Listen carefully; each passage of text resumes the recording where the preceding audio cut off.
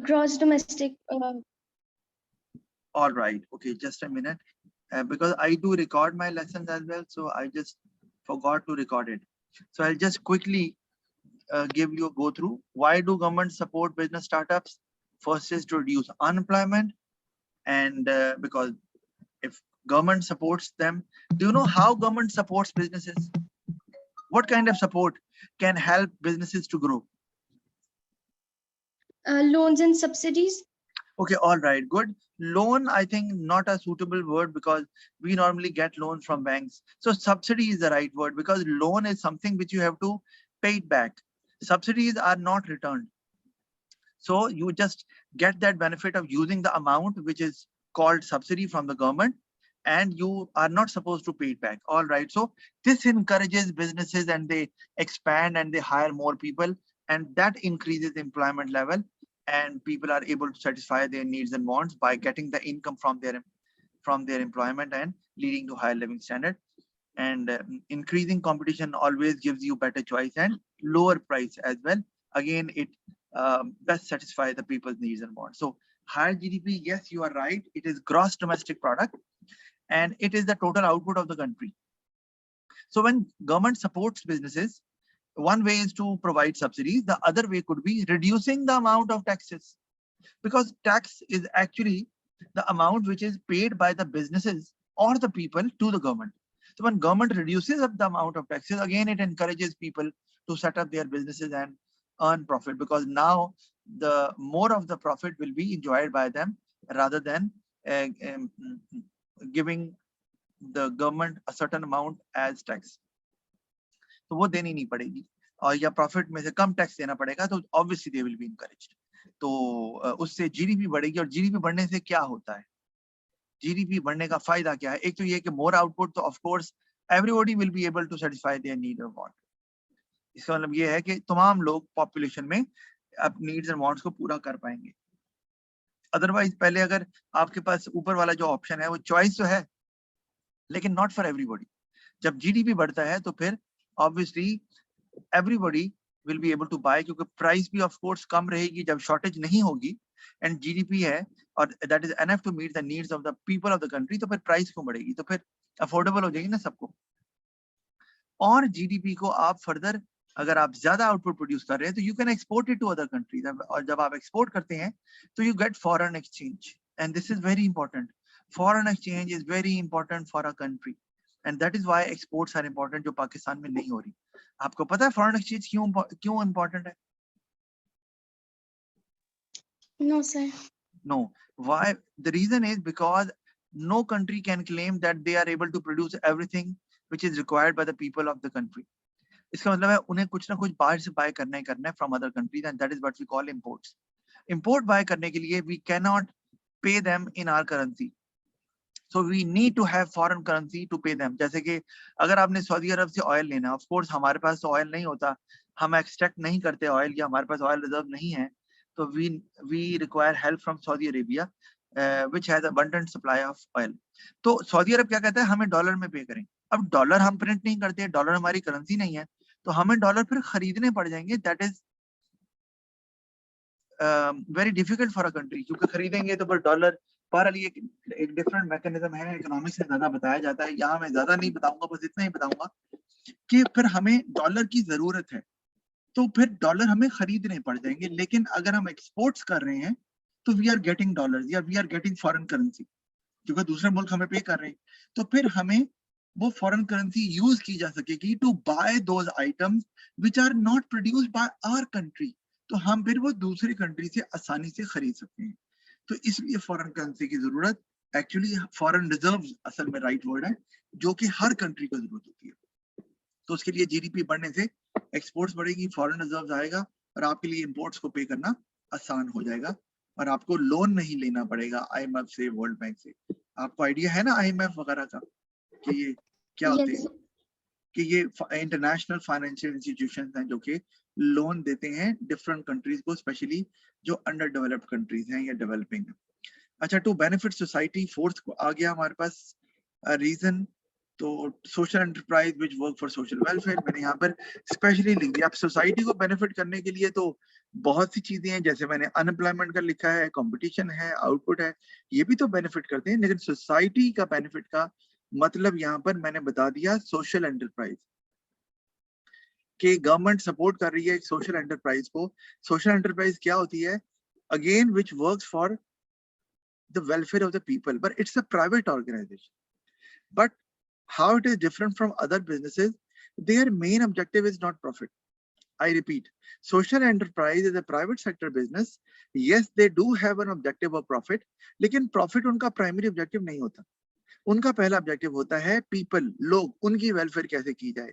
उनका दूसरा ऑब्जेक्टिव होता है प्लेनेट, एनवायरनमेंट को कैसे सेफ रखा जाए इन इट्स ओरिजिनल फॉर्म, कि पोल्यूशन ना करें, लैंड, वाटर, एयर वगैरह. और तीसरा ऑब्जेक्टिव होता है उनका जो लीस्ट इंपॉर्टेंट होता है, वो प्रॉफिट होता है.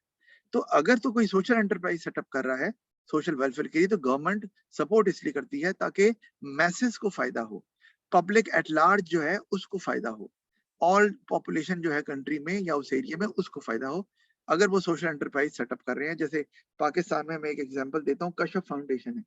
तो कशफ फाउंडेशन एक सोशल एंटरप्राइज है जो क्या करती है कि वो औरतों को जो कि बेचारी बहुत खस्ता हाल होती हैं, उनको कर्जे देती है बहुत छोटे छोटे, कि वो कोई कारोबार सेटअप कर ले और चला सके. तो या तो उनसे इंटरेस्ट नहीं लेती, बिल्कुल भी नहीं लेती, और उनसे जब वो काबिल होते हैं तो तब उनसे कहती है आप वापस करें. तो ये मैंने आपको एक एग्जांपल दिया. तो अगर आप सोशल एंटरप्राइज खोल रहे हैं तो सेटअप करें तो फिर गवर्नमेंट सपोर्ट करेगी और उसका फायदा ऑफ कोर्स, इसीलिए मैंने लिखा है सोसाइटी को होगा ओवरऑल. अच्छा, तो इसमें कोई प्रॉब्लम तो नहीं है सोशल एंटरप्राइज में आपको? No. वैसे ए लेवल बिजनेस में ये डिटेल में है, वहां मैं असल में बताता होता हूँ डिटेल में. यहाँ फिर भी मैंने आपको थोड़ी डिटेल बता दी है ताकि आपको कोई प्रॉब्लम ना हो एक्सप्लेन करने में. अगर मैं थोड़ा एक्सप्लेन करूंगा ना तो उससे ये होता है कि आपके ذहन में वो वर्ड्स रहेंगे लेकिन आप अपने वर्ड्स में एक्सप्रेस नहीं कर पाओगी. तो why I extend my development, so that आप अपने वर्ड्स में एक्सप्लेन करो. And I always encourage students to come up with their own answers, own development, own expression. अच्छा, फिर to grow become large businesses. Yes, कि businesses बड़े हों और लार्ज हों. और लार्ज बिजनेसेस क्यों जरूरी है, आप बता सकती हो मुझे? बिजनेस गवर्नमेंट क्यों चाहती है कि बिजनेसेस लार्ज हों? Any idea? No? More profit can be earned. More profit can be earn, right, but उससे ओवरऑल फायदा कंट्री को क्या हो रहा है? वो तो बिजनेस को हो रहा है. More tax can be given. Okay, all right, grow. Very good. Sakina, very good. Yes, when a business becomes large, they earn higher profits and higher taxes are paid to the government. And one of the major source of revenue for the government is taxes, because government requires a certain amount of money to run their country, run the country. तो उसके लिए उनको पैसे चाहिए और पैसों के लिए सबसे बड़ा सोर्स उनके पास टैक्सेस है. तो वेरी गुड, एक तो ये हो गया.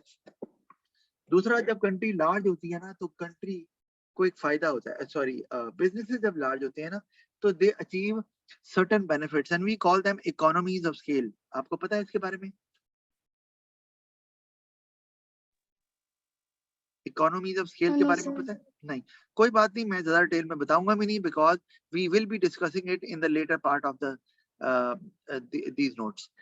They are there in business studies as well and in economics as well, but right now I will just give you an idea. These are the benefits which are enjoyed by large businesses, and it enables them to reduce their average cost. Average cost means cost of producing one unit. कुछ benefit हैं, जैसे मैं एक example देता हूँ कि एक अगर बिजनेस बड़ा हो गया है और वो बहुत large amount of output produce करता है तो they will obviously buy in bulk as far as raw material is concern, क्योंकि उन्होंने लार्ज क्वांटिटी प्रोड्यूस करनी है तो लार्ज क्वांटिटी में रॉ मटेरियल बाय करेंगे ना. तो when you buy in large quantity तो होता क्या है, supplier usually gives you a discount. तो क्यों? क्योंकि सप्लायर रिलीव्ड महसूस करेगा ना कि चलो मैंने इतने कस्टमर्स को डील करना था, 100 कस्टमर को, एक ही कस्टमर 100 बंदों के कस्टमर के बराबर चीजें ले गया. तो अब जो आपका प्रोड्यूसर है लेट्स से, वो अब फोकस कर सकता है अपनी फर्दर प्रोडक्शन पे. तो जब कोई बल्क में बाय करेगा, ऐसे ही होता है. आप कभी हफीज सेंटर चले जाओ मोबाइल लेने, उनसे को मैंने एक मोबाइल लेना है, तो वो आपको वही कीमत देंगे जो मार्केट की है. लेकिन अगर आप ये कहोगे मैंने 100 मोबाइल लेने हैं, मैंने 1000 लेने हैं मोबाइल, मैंने 10,000 मोबाइल लेने हैं, of course they will give you discount. तो यही होता है लार्ज बिजनेसेस में कि उनको जब वो बल्क में बाय करते हैं लार्ज क्वांटिटी में, दे गेट डिस्काउंट्स, जिससे उनकी जो एवरेज कॉस्ट है यानी कि कॉस्ट ऑफ प्रोड्यूसिंग 1 यूनिट वो कम हो जाती है, जिससे they are able to charge lower prices, क्योंकि कॉस्ट भी कम है तो प्राइस भी कम हो सकती है, and still are able to maintain the profit they want. तो उससे फायदा कंज्यूमर को भी हो जाता है कि कंज्यूमर हैज टू पे a lower price for the product. तो उससे फिर कंज्यूमर का लिविंग स्टैंडर्ड बढ़ जाता है, क्योंकि कंज्यूमर जो है वो और चीजें भी बाय कर सकते हैं, because now they are left with enough money to buy other items. Got it? अब देखा आपने मैंने कैसे लार्ज बिजनेसेस के पॉइंट को एक्सटेंड किया है। क्लियर हो गया ना?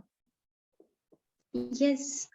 ऑल राइट, फिर व्हाट सपोर्ट डू गवर्नमेंट्स, अब आगे बात सपोर्ट गवर्नमेंट देती क्या है। एक तो मैंने आपको बताई थी सब्सिडीज, ठीक है।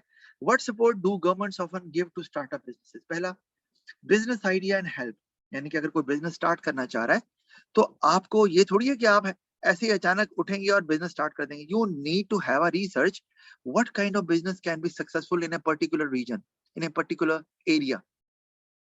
तो उसके लिए अगर आप फर्ज किया इनएक्सपीरियंस्ड हैं, यू हैव नो आइडिया और रिसर्च के लिए पैसे भी नहीं है, तो गवर्नमेंट हेल्प्स यू आउट। कैसे? वो ऑर्गेनाइज करती है conferences for the support and assistance to newly establish businesses. वो उनको बताती है कि कौन सा बिजनेस एस्टैब्लिश करेंगे तो फायदेमंद होगा, कहाँ चलेगा, और किस किस्म की सपोर्ट अगर आपको चाहिए, जैसे कि कोई एडवाइस चाहिए कि बिजनेस को किस तरह से आपने रन करना है, तो वो गवर्नमेंट कॉन्फ्रेंसेस ऑर्गेनाइज करके उन बिजनेसेस को या बिजनेस ओनर्स को देती है। एक तो ये फायदा, और and this is very important for newly established businesses और those people who are inexperienced as far as running of business is concern. फिर प्रेमिसेस, अब इंडस्ट्रियल जोन्स प्रोवाइड की जाती हैं गवर्नमेंट की तरफ से, जहां पर आपको बहुत लो कॉस्ट में बेसिक फैसिलिटी प्रोवाइड की जाती हैं। जैसे पाकिस्तान में सुंदर इंडस्ट्रियल एस्टेट है, फिर इसी तरह फैसलाबाद में फैसलाबाद इंडस्ट्रियल एस्टेट है। वो क्या करते हैं कि अगर आप अपना बिजनेस वहां पर सेटअप करते हैं फैक्ट्री, तो आपको ओवरऑल जो भी जैसे कि टैक्सेस हैं या रेंट है या इलेक्ट्रिसिटी है या अदर फैसिलिटी जो आपको चाहिए टू रन योर फैक्ट्री और बिजनेस, वो आपको लो कॉस्ट पे अवेलेबल होती है, क्योंकि वो एरिया गवर्नमेंट ने डिक्लेयर किया हुआ है इंडस्ट्रियल जोन। तो आपको एक ये फायदा हो जाता है। तो एक ये भी गवर्नमेंट काम करती है, प्रीमिसेस भी प्रोवाइड करती है एट लो कॉस्ट।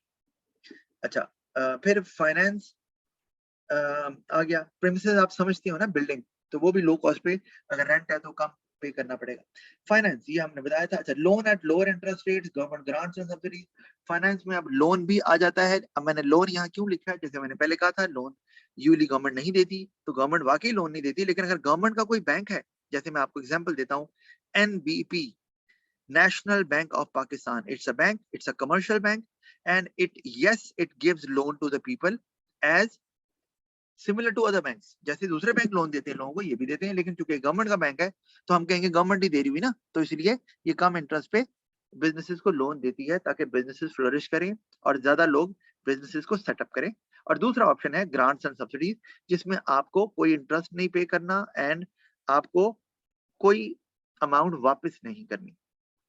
तो दोनों में फर्क है, लोन तो वापस करना होता है ना विद इंटरेस्ट। फिर लेबर है तो गवर्नमेंट, अब लेबर का मतलब है कि आपको वो स्किल्स चाहिए जो कि आपके बिजनेस के लिए यूजफुल है।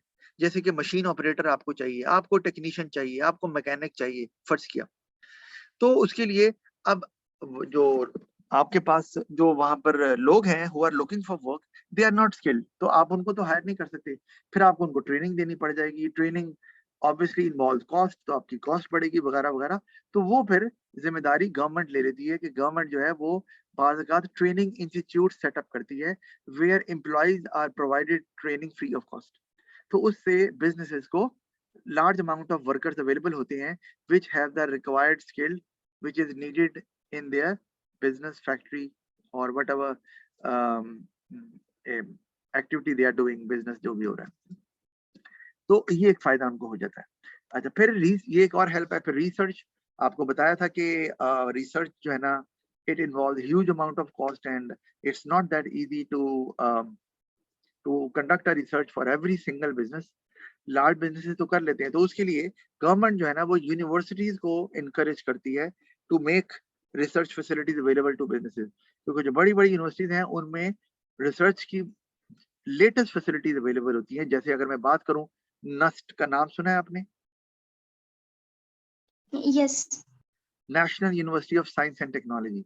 तो ये इसमें जदीद लैब मौजूद है फॉर साइंस।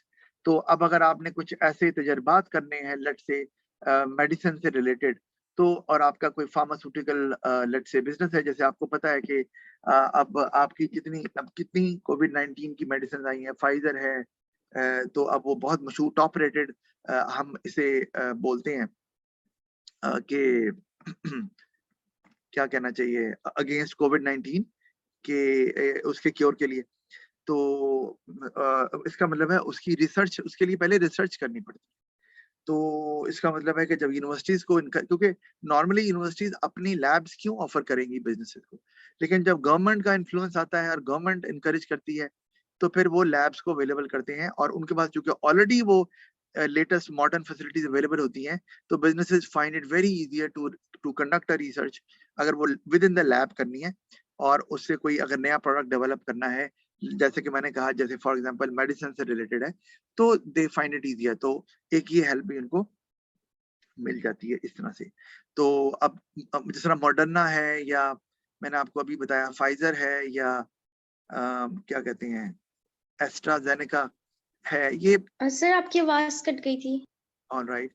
मैंने बताया आपको कि ये जो वैक्सीनेशन हमें नजर आती हैं टॉप रेटेड वर्ल्ड ओवर, जिसमें फाइजर नजर आती है जिसकी एफिकेसी ऑलमोस्ट 95% है, एस्ट्राजेनेका है, मॉडर्ना है, तो इनकी पहले रिसर्च हुई ना लैब्स में। और ये कौन लोग हैं, मॉडर्ना और ये फाइजर, ये कंपनीज है ना, these are companies, they manufacture medicine and then they sell it. तो उन्होंने वैक्सीनेशन ये पहले इस पे रिसर्च की और फिर डेवलप की लोगों के लिए, और फिर इसको रोल आउट किया फॉर मैसेज। तो इसी तरह से जब रिसर्च की फैसिलिटीज यूनिवर्सिटीज में अवेलेबल होती हैं, तो बिजनेसेस को वो रिसर्च फैसिलिटीज सेटअप नहीं करनी पड़ती, वरना सेटअप करना तो बहुत करोड़ों का खर्चा है। तो जब वो पहले से ही फैसिलिटीज है, वो सिर्फ यूज करेंगे, उसका हो सकता है वो रेंट दें, तो इट्स इजियर फॉर बिजनेसेस ना, कि रिसर्च कर दी लैब में यूनिवर्सिटीज की, उनको रेंट पे किया और बस काम बन गया। तो रिसर्च में हेल्प मिलने से भी और बिजनेसेस इनकरेज होते हैं कि ठीक है, हमें रिसर्च पे ज्यादा पैसा खर्च नहीं करना पड़ेगा, रिसर्च के सेटअप पे रिसर्च तो करनी पड़ेगी। तो ये भी एक वे है गवर्नमेंट का फैसिलिटेट करने का बिजनेसेस को। जी, any point which you have not understood? No sir. Alright, so moving onwards, आगे हम बिजनेस प्लान पे आ जाते हैं। याद रखें कि बिजनेस प्लान क्या है, मैंने यहाँ नहीं लिखा, लेकिन याद रखें कि business plan is a document. मैं यहाँ लिख देता हूँ, it is a document and it contains, ठीक है। हमेशा मैं बताता हूँ कि बच्चे इट करते रहते हैं, बताते नहीं है क्या। तो ये एक डॉक्यूमेंट है जिसमें क्या कुछ होता है, इसमें बिजनेस के ऑब्जेक्टिव्स होते हैं, और इसमें इंपॉर्टेंट डिटेल्स होती है regarding operations and finance of the business. अच्छा, अब ऑब्जेक्टिव्स तो आपको पता है बहुत जरूरी है, because if you are setting up your business and you are not aware of what your objectives are, तो whatever efforts you will be making, it will be pointless. उसका फायदा ही कोई नहीं जब आपको पता ही नहीं है कि आपने अचीव क्या करना है। आप जैसे कि पढ़ रही हो, तो अब मैं पूछूं बेटा क्या ग्रेड लेना है आपको, सर बस कोई भी आ जाए, तो फिर तो आप एफर्ट नहीं करोगी ना। कभी दिल किया पढ़ लिया, दिल किया नहीं पढ़ा, ऑफ कोर्स आपकी कोई स्ट्रेटजी नहीं होगी, कोई प्लानिंग नहीं होगी, कोई टाइम टेबल नहीं होगा। लेकिन वंस यू डिसाइड कि सर मैंने ये स्टार लेना है, मैंने डिस्टिंक्शन लेनी, तो अब आप उसके हिसाब से प्लान करती हो अपनी सारी स्ट्रेटेजी, कि मैंने इतना टाइम देना है, मैंने सिलेबस पढ़ना है, मैंने क्वेश्चन करने हैं, वगैरह वगैरह। Same is the case with businesses as well, कि they set up before setting it up, they plan for the objectives के रखना क्या है, और उसके बाद वो ऑपरेशंस को डिसाइड करते हैं। ऑपरेशन से मुराद क्या है भला? ऑपरेशन से मुराद है उनकी मेन एक्टिविटी, के उनकी इक्विपमेंट, मशीनरी, रॉ मटेरियल, उन्होंने जो प्रोडक्शन करनी है उसके लिए प्लान करना है, बिल्डिंग चाहिए, वो कितनी बड़ी होगी, एरिया कितना होगा, कहाँ सेटअप करनी है, ये ऑपरेशन में आना है। और आगे फाइनेंस, ऑफ कोर्स फाइनेंस चाहिए आपको। अब फाइनेंस इसकी डिटेल से मुराद है कि प्रॉफिट कितना आप आगे प्लान कर रहे हैं कि होगा, cash flow forecast, cash flow forecast क्या होता है, प्रॉफिट फोरकास्ट तो आप समझते हो, ये प्राइमरी ऑब्जेक्टिव भी होता है, और फ्यूचर में आपको कितना प्रॉफिट होगा, ये उसके बारे में आप पहले से ही इसके बारे में प्लान करते हैं कि हमें इतना चाहिए। तो ये बिजनेस जो प्लानिंग है, आपको पता है प्लानिंग हमेशा फ्यूचर की होती है, तो ये डॉक्यूमेंट भी फ्यूचर का ही है ना, कि ये ऑब्जेक्टिव अचीव करना है, ये हमारे ऑपरेशन होंगे, ये फाइनेंस की डिटेल होंगी, ठीक है। और फिर आपने देखना है कि क्या हम ये अपने टारगेट्स को मीट कर सके आइंदा आने वाले वक्त में कि नहीं। तो उसमें एक प्रॉफिट है कि इतना अचीव करना है। कैश फ्लो फोरकास्ट, आपको पता है कैश फ्लो फोरकास्ट क्या होता है? No, sir. कोई बात नहीं, there is a specific chapter on it. थोड़ा सा बताता हूँ। कैश फ्लो फोरकास्ट का मतलब है कि एक महीने में how much cash is coming into your business and how much cash is going out. This is extremely important ना, क्योंकि आपको डेली बेसिस पे एक्सपेंसेस मीट करने होते हैं, आपको कैश चाहिए होता है हर वक्त। कभी वर्कर्स को वेजेस देनी है, इलेक्ट्रिसिटी बिल देना है, ठीक है, और दूसरे अदर एक्टिविटीज के लिए रॉ मटेरियल खरीदना है, तो वो आपको हमेशा कैश चाहिए। उसके लिए आपको कैश फ्लो फोरकास्ट की बड़ी जरूरत पड़ेगी कि कितना कैश आपके हर महीने आ रहा है, कितना जा रहा है, क्योंकि कैश के बगैर तो बिजनेस के एक्सपेंसेस मीट नहीं होते। बहरहाल इस पे डिटेल में हम बात जरूर करेंगे in the chapter which is specific और specified for its business cost. तो आप देखो बिजनेस की कॉस्ट कितनी है, कैश कितना आ रहा है जा रहा है, प्रॉफिट कितना है, ये इन सब का ताल्लुक किसके साथ है? फाइनेंस के साथ। फिर एचआर, एचआर समझते हो? No. HR stands for human resource. इसका मतलब है कि जो एम्प्लॉइज की मैनेजमेंट है that comes under HR department. कि एचआर मैनेजर जो होता है, ह्यूमन रिसोर्स मैनेजर, वो रिस्पॉन्सिबिलिटी टेकअप करता है कि एम्प्लॉइज को उसने मैनेज करना है कि वो जो काम कर रहे हैं वो सही काम कर रहे हैं, कोई प्रॉब्लम तो नहीं है। हायरिंग फायरिंग जो होती है एम्प्लॉइज की वो उन्होंने करनी है, सैलरीज जो डिसाइड करनी है वो उन्होंने करनी है। तो वो of course in coordination with finance department के जी ये वर्कर आ रहा है, हम इतनी सैलरी रखना चाह रहे हैं, इज इट ओके? क्योंकि फाइनेंस डिपार्टमेंट ने बताना है कि हमारे पास कितने फंड्स हैं और हम कितने सैलरी का एम्प्लॉय अफोर्ड कर सके। तो एचआर ने सारा मैनेज करना है एम्प्लॉइज को। एम्प्लॉइज सही टाइम पर आ रहे हैं, सही काम कर रहे हैं, कोई एम्प्लॉय जो है वो नेग्लिजेंस तो नहीं शो कर रहा, कोई करप्शन में इन्वॉल्व तो नहीं है, एम्प्लॉय की स्किल लेवल ठीक है, ट्रेनिंग की जरूरत तो नहीं है, एम्प्लॉइज का नंबर ठीक है, बढ़ाना है एम्प्लॉइज को या नंबर कम करना है, वगैरह वगैरह। एम्प्लॉय से रिलेटेड जितने भी इश्यूज हैं वो एचआर हैंडल करता है। अगर एम्प्लॉइज को कोई इश्यूज हैं, employees are not happy because of certain factors, जैसे कि एनवायरनमेंट अच्छा नहीं है या वेजेस टाइम पे नहीं मिलती, तो HR is there to resolve all those issues. वो भी इसी में होता है। एंड प्रोडक्शन डिटेल्स मैंने लिख दिया है। प्रोडक्शन वैसे ऑपरेशन में ही आ जाता है, इसीलिए मैंने वैसे अलग से लिखा है। प्रोडक्शन डिटेल्स, माइनर डिटेल्स भी आ जाती है। स्टॉक कितना पड़ा हुआ है हमारे पास, स्टॉक तो बहुत जरूरी है ना, जिसे आजकल हम इन्वेंट्री बोलते हैं। आप प्रोडक्शन कर रहे हैं, आपके पास रॉ मटेरियल खत्म हो गया, तो आपकी तो प्रोडक्शन हॉल्ट हो जाएगी ना। तो अगर आपकी प्रोडक्शन डिटेल्स रखी हुई है कि इतना हमने इन्वेंट्री या स्टॉक रखना है हमेशा, ताकि हमें प्रोडक्शन करते हुए शॉर्टेज का सामना ना करना पड़े। तो business plan is extremely important because it actually tells you about all the affairs of the business. और इसका सबसे बड़ा एडवांटेज हमें नीचे नजर आ रहा है, जहां पे एडवांटेज ऑफ बिजनेस प्लान है कि it gives you the direction कि जाना किस तरफ है। तो आप फोकस कर सकते हैं, जनाब हमारा ये टारगेट है, all our efforts must be in line with this objective. और आप ज्यादा फोकस्ड होकर काम करोगे, अपनी एफर्ट्स को वेस्ट नहीं करोगे इन अदर एक्टिविटीज। तो इससे फायदा क्या होता है, इसकी development, it brings efficiency because now everybody is focused, efficiency आती है, less time is wasted, higher productivity, and you are able to meet the demands of the customers easily. तो ये फायदा होता है। अदरवाइज अगर आपको डायरेक्शन नहीं पता, एफिशिएंसी नहीं आएगी, और ऑफ कोर्स आप फिर टाइमली जो है कस्टमर की डिमांड को पूरा भी नहीं कर पाओगे। इस तरह से डेवलपमेंट होगी इसकी। अच्छा, एक और चीज, जब आप फोकस करोगे तो आप इस तरह से भी लिख सकते हो कि इट ब्रिंग्स एफिशिएंसी, और एफिशिएंसी में प्रोडक्टिविटी तो आ रही है, ऑफ कोर्स आ रही है। प्रोडक्टिविटी मतलब कि आप ज्यादा आउटपुट प्रोड्यूस कर रहे हो, डिमांड को मीट आसानी से कर पाओगे, डेडलाइन को मीट कर पाओगे। दूसरा एक और फायदा ये है कि आपकी कॉस्ट भी कम हो जाएगी, क्योंकि वेस्टेज कम होगा। जब आपका फोकस क्लियर है तो फिर वेस्टेज नहीं होगा, तो फिर कॉस्ट भी कम होगी, तो इससे प्रॉफिट भी ज्यादा होगा। तो ये इस तरह से आप इसकी डेवलपमेंट पहले पॉइंट की आसानी से कर सकते हैं। फिर it helps in evaluating the performance of the business. तो बिजनेस की परफॉर्मेंस को एवेल्युएट अगर करना है तो वो उसमें भी हेल्प करती है। वो कैसे, आपको बताया था, performance of the business is always assessed against the pre set objectives. यानी कि जो ऑब्जेक्टिव पहले सेट किए हुए थे उसी के अगेंस्ट परफॉर्मेंस आप एवेल्युएट करते हैं ना। जैसे आपने कहा सर मेरा ए आ गया, मैं कहूँ वेरी गुड, आप कहें सर नहीं वेरी गुड सर, मैंने तो ए स्टार प्लान किया था। इसका मतलब है आप अपने ऑब्जेक्टिव को मीट नहीं कर पाई, इसलिए despite getting a which is a reasonable grade, आप कहोगी सर आई अंडर परफॉर्म्ड, ऐसे ही है ना। तो इसीलिए जब भी बिजनेस की परफॉर्मेंस को मेजर करना है कैसे जा रही है, तो ऑब्जेक्टिव जो बिजनेस प्लान में लिखे होते हैं आप उससे मैच करते हैं। तो इफ वो अचीव हो गए हैं, इसका मतलब है बिजनेस परफॉर्म वेल। नहीं हुए तो there was a problem, you have to find out the root cause and you have to resolve that issue as early as possible, और फिर दोबारा से ऑब्जेक्टिव सेट करने पड़ते हैं। तो ये बिजनेस की सक्सेस की निशानी भी होता है when business is able to achieve their target successfully. इसका मतलब है बिजनेस आगे से आगे जाएगा। तो वैल्यूएशन बहुत इंपॉर्टेंट है। अगर आप इमेजिन करो ऑब्जेक्टिव ही ना हो, तो फिर तो बिजनेस कुछ भी करता रहे, पता ही नहीं चलेगा कि बिजनेस अच्छा जा रहा है या बुरा। आप ग्रेड बी ले रही हो, सी ले रही हो, डी ले रही हो, ई ले रही हो, ठीक है, तो आप की परफॉर्मेंस को मैं कैसे जज करूंगा? मैं तो जज करूंगा जब आपने एक टारगेट रखा हो। तो आपका टारगेट क्या है भला, जरा बताओ मुझे। Sir, distinction. Distinction, very good, मैं भी ये सुनना चाह रहा था।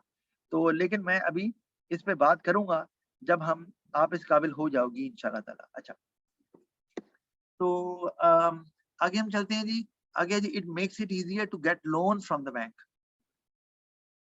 और ये क्या, ये बहुत इंपॉर्टेंट है, याद रखो।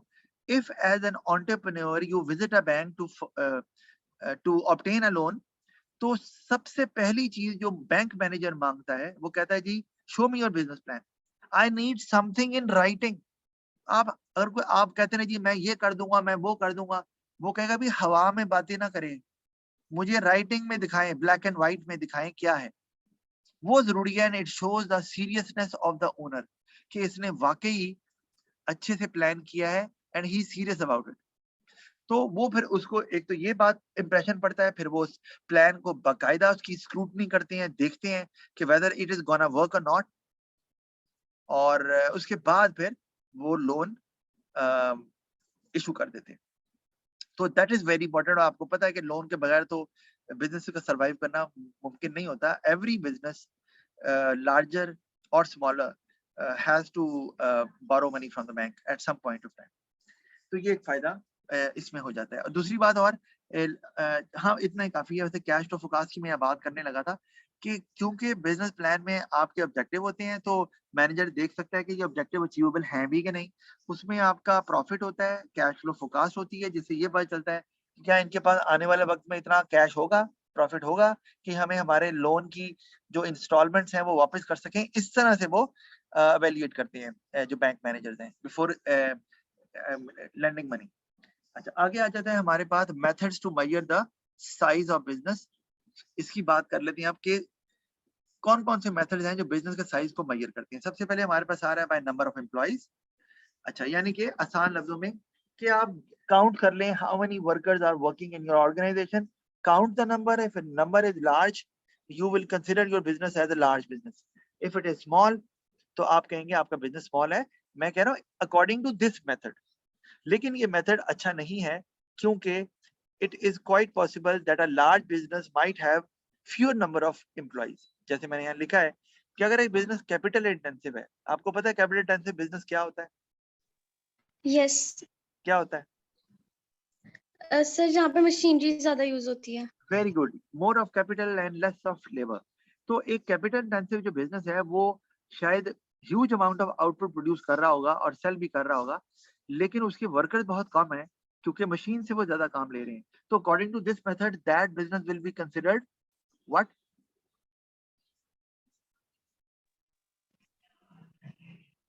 एक बिजनेस जिसमें सर, मशीन, कैपिटल इंटेंसिव के टर्म में आप कह रहे हैं?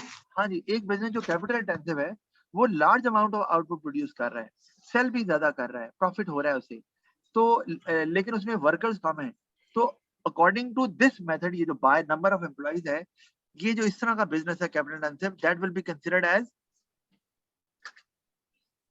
Sir, as large. As small. Small, क्योंकि कैपिटल इंटेंसिव बिजनेस में नंबर ऑफ एम्प्लॉइज कम होते हैं, राइट? क्योंकि ज्यादा काम तो Yes. मशीन करती हैं, एम्प्लॉइज तो करते नहीं है।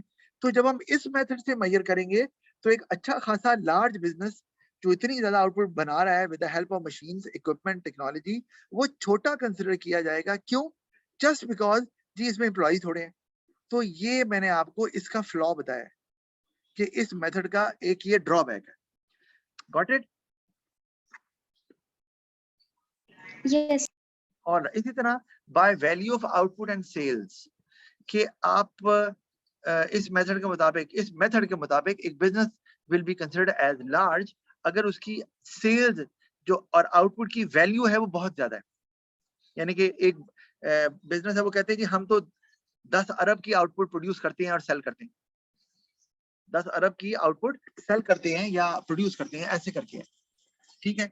तो हम कहेंगे वो बिजनेस बड़ा है। और एक बिजनेस जो कहता है जी हम तो सिर्फ 10 लाख की चीजें बनाते हैं या बेचते हैं, जो भी है, तो हम कहेंगे वो बिजनेस छोटा है अकॉर्डिंग टू दिस मेथड, क्योंकि उसमें देखना है कि जिस बिजनेस की value of output and sales ज्यादा बड़ी है वो बड़ा है, जिसकी value of output and sales कम है वो छोटा बिजनेस है, अकॉर्डिंग टू दिस मेथड। लेकिन इसमें भी एक फ्लॉ है, एक ड्रॉबैक, और वो क्या है, मैं आपको एग्जांपल देता हूँ।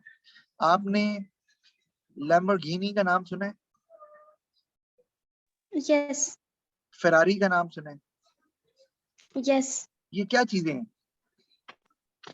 Cars. कार्स हैं which can run at a high speed, sports cars हैं। Yes. तो अब मुझे बताओ कि ये इनकी कीमत जो होती है वो 6 करोड़, 8 करोड़, 10 करोड़, 12 करोड़ इतनी कीमतें इनकी होती हैं, इमेजिन करो। और अब मैं आपसे एग्जांपल लेता हूँ सुजुकी मेहरान या ऑल्टो। तो अब एक बिजनेस है जो कि मेहरान बना रहा है और वो बनाता है लेट्स से 1 लाख मेहरान बना रहा है, और दूसरा बिजनेस जो है वो सिर्फ 100 या 1000 लैम्बोर्गिनी बना रहा है। तो अब ज्यादा कौन बना रहा है, ये बताओ? मेहरान वाले। लेकिन जब हम वैल्यू उनकी निकालेंगे आउटपुट एंड सेल्स में, तो वैल्यू किसकी ज्यादा आएगी? लैम्बोर्गिनी की। लेकिन ज्यादा बड़ा बिजनेस है मेहरान वाला, लेकिन अकॉर्डिंग टू दिस मेथड वो कहेगा कि जो लैम्बोर्गिनी बना रहे हैं उनका बिजनेस बड़ा है, जो कि विच इज नॉट ट्रू। तो वैल्यू की बेस पे भी अगर आप जज करेंगे किसी बिजनेस को तो वो सही नहीं होगा। और छोटी एग्जांपल ले लो, कोई 10 मेहरान बनाता है और कोई 1 लैम्बोर्गिनी बना रहा है, तो फिर भी 1 लैम्बोर्गिनी बनाने वाले की वैल्यू जो है वो ज्यादा होगी 10 मेहरान से। तो बड़ा बिजनेस मेहरान वाला है, लेकिन इस मेथड के मुताबिक बड़ा बिजनेस लगेगा दूसरा बिजनेस जो कि लैम्बोर्गिनी बना रहा है। राइट, गॉट इट ना? Yes. ऑल राइट, तो मैं ये भी हो गया। फिर बाय कैपिटल एम्प्लॉयड अगर हम ले लें कि इसका मतलब क्या है, how much capital has been invested in the business. एक बिजनेस में कितना कैपिटल लगा हुआ है, अगर वो ज्यादा लगा हुआ है तो बिजनेस बड़ा, कम लगा हुआ है तो बिजनेस छोटा। अच्छा, ये ना लेस देन 1 मिनट रह गया है, तो प्लीज ज्वाइन अगेन। Okay.